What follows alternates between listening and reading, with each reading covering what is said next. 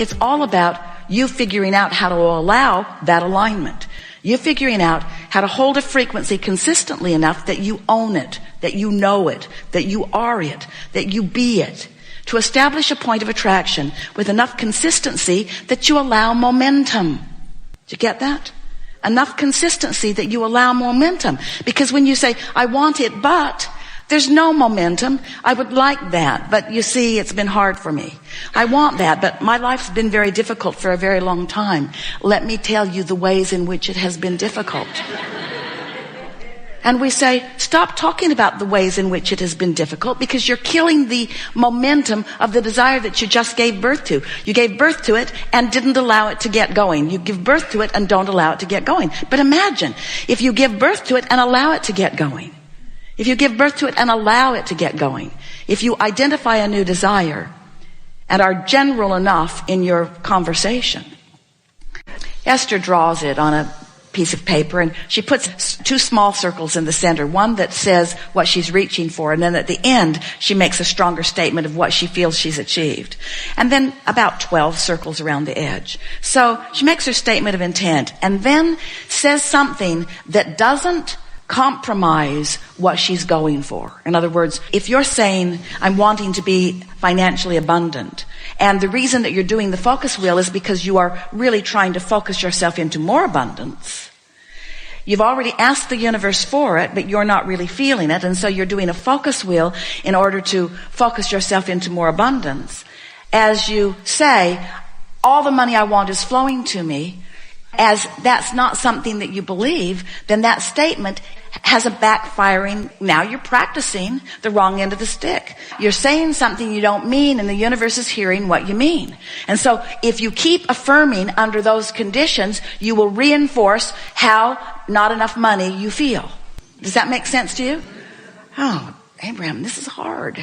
I'm just trying. So that's when we say start with something general.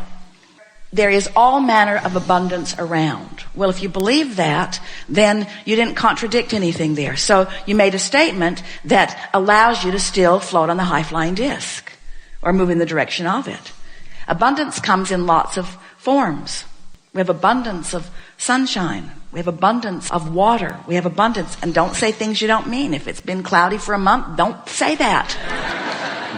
If you're in a drought, don't say that either. You see what we're getting at? You have to say what you mean that feels good when you say it. So you got to feel around and find those things, because what you're doing, you're establishing that first 17 seconds. And the first 17 seconds that you establish is what's going to keep the momentum going. And law of attraction will help you find the more and the more and the more and the more. Now we know for some of you, if it's new in hearing that sort of a boring, maybe even hard concept to get your thoughts around. But we promise by the time that we are at the ending today, you will understand that fully. Because nothing matters more than that you are moving in the direction of that which you have become. You don't have to be up to speed with it completely. You don't have to know it, because in the moment you know it, it's manifested, and there's a whole lot of fun on the journey. So we're not talking about closing the gap and standing there in a closed gap, because you were born into an experience where you intended to have plenty of step one moments where contrast causes you to ask. So you're going to ask all day, and you're going to have gaps always between who you have become and what you are allowing yourself to be. We're not talking about getting rid of that gap. We're asking you to manage it. We're asking you to enjoy the vibrational ride of moving in the direction of what you've become instead of moving in opposition to what you've become. That's all. Because there's always going to be a new desire. There's always going to be a new journey. There's always going to be more that you are on your way to allowing yourself to manifest fully.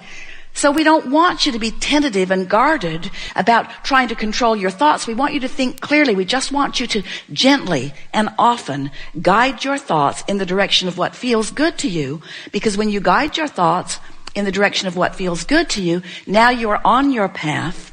Now you feel good. Now all is well. And did we say it's an eternal path?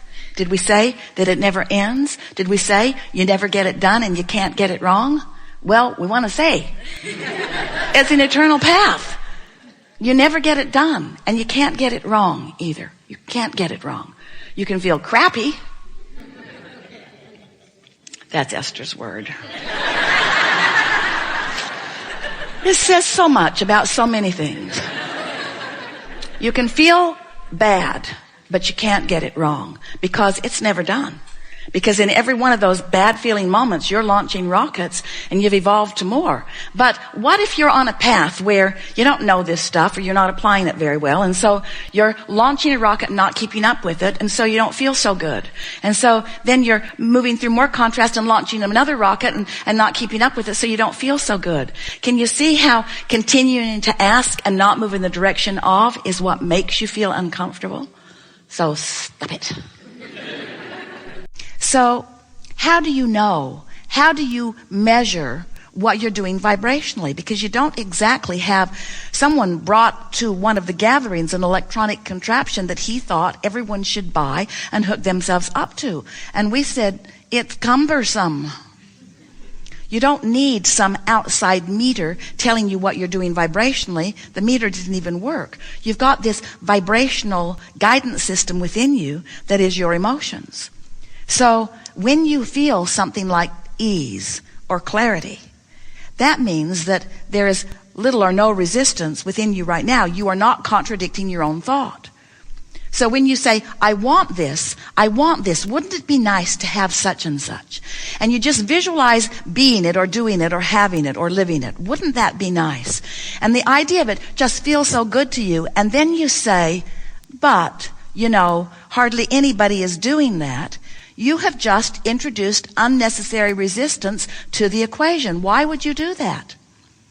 Because you've been trained to be realist. You've been trained to be objective. You've been trained to weigh the pros and the cons and the pluses and the minuses. And we say, you've done enough of that. You've sifted through enough and put enough in your vibrational reality to keep yourselves busy for 20 or 30 lifetimes. This is the phase of your life where what you're wanting to do is purify or clarify your vibrational flow. And you do that by caring about how you feel when you think the thought. But we know that unless you have played the game, as Esther did, for a month, she's 6 or 7 weeks into it now, you really don't have any personal awareness. It's hard for you to tell those vibrational subtleties until you get yourself really in a place where you have felt for a period of time a chronic feeling of lack of resistance, because you don't know you've got resistance until you've experienced enough time without it. Does that make sense to you? And so in the beginning, when people would come to us and they would say, what's the best thing that you can teach us? We would say meditation. Because it's easier for us to teach you to have no thought than it is to teach you to have pure positive thought. Because you've got enough momentum going on enough thoughts that are resistant in nature. In other words, don't you sort of automatically introduce resistance? Isn't there a but to almost everything? And do you know the reason that you do that is because you're trying to explain to others where you are. We wish you would cut that out. You're trying to explain to others why you're where you are. I'm standing here. I really want that. But well, you're not ever going to do that again without remembering us playing with you here today and reminding you that you, in those kinds of verbal or mental offerings, are introducing unnecessary resistance into your vibrational patterning, which is just bogging you down. We want you to know that you create your reality by contouring your thoughts, and that you don't do it all at once, but that you have a guidance system within you that will help you to do it.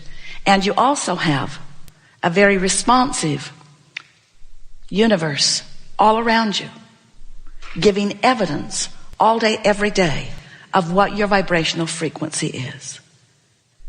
And you feel that feeling that you feel as you sort of feel some regret or some sadness about how things would have been nicer if they'd been different or whatever. You're just adding momentum to the old pipes. And most important, you are choosing a different vibrational spinning disc.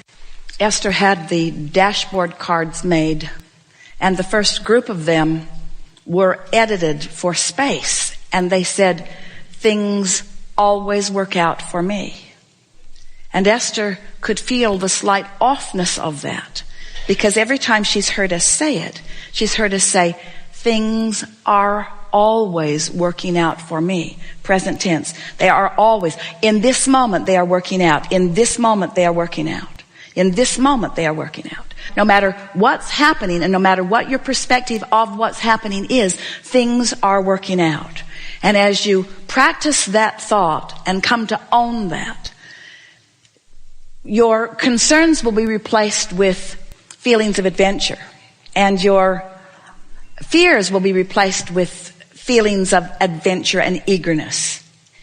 Your confusion will be replaced with more moments of clarity, and your scrutiny of your time-space reality will be replaced with a feeling of appreciation of the bigness and the fullness and the possibility of it.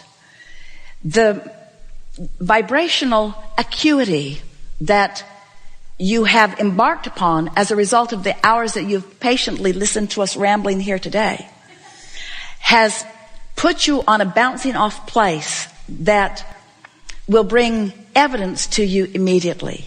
And as you savor each and every particle of the evidence that is coming in response to your newfound vibrational frequency. You see, we've been here way more than 68 seconds. And we've come around to it again and again, way more than 68 seconds. You've practiced the vibration of the high-flying disc just by participating here in this day in ways that you've never practiced it before. You are vibrationally altered. You'll understand how it works. You'll understand that, this is just a step one moment, and that's all part of the process. I'm predominantly now, for the first several years of my life, I was predominantly in step 3, because I was born that way. Then, those around me began insisting that I become more accountable, which meant try to compensate for their inability to stay on their disc. We hope you heard that in the way we meant it. So then I had sort of a rough ride for a while where I was having predominantly step 1 moments. What are step 1 moments? Contrasting moments where I know what I don't want, so I know what I do want. I know what I don't want, so I know what I do want. So I was asking for quite a few years of my life. I was predominantly doing step 1 moments, stumbling accidentally into alignment, but not really knowing what I was doing. But it was a good plan, because during that step 1 phase of my life experience, all of you have passed through that now. I filled my vortex with all kinds of specifics that matter to me. And now you're in the step 3 phase of your life experience, where now, getting on the high-flying disc, that's your work, that's your work, that's your work, that's your work, that's your work. So I'm done, Abraham? I'm not going to create anymore? Oh no, because you're not going to stay on the high-flying disc. You're going to dip. You're going to still have step 1 moments, but you're predominantly going to be living step 3 moments. Occasional step 1 moments, because you can't not expand. You want to continue to clarify, but predominantly step 3 moments. You see what we're getting at? How can I assure predominant step 3 moments? By making sure every day at least starts there. And if we have done the best sales job that we have ever done about anything, we've convinced you to at least give it a go, to at least try to see what happens. And we would so love a repeat of this gathering with these identical magnificent beings 30 days from today, to hear from you what has happened since you have found and established and maintained and enjoyed and understood what it feels like to be on that light-hearted, good-feeling, high-flying disc. Guidance at its best, you see. Guidance with one simple but all-powerful purpose. Guidance to the joyful moment that you deserve. Now. There is great love here for you. And as always, we remain joyously, steadily, chronically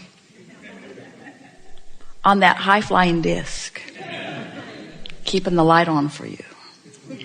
We are complete.